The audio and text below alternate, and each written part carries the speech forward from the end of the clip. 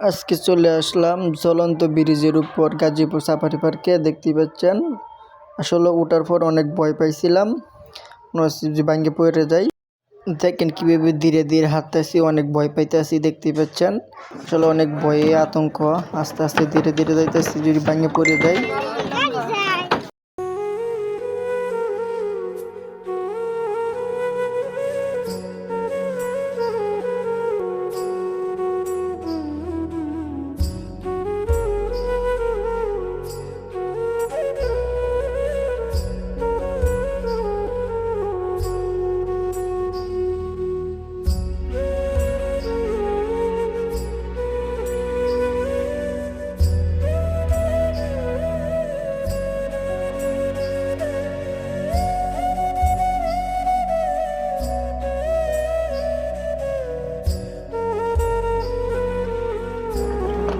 কয়টা তোর ক্যামেরা রে পাগলা রিয়ামনি আর আমি তো চিনছি রিয়া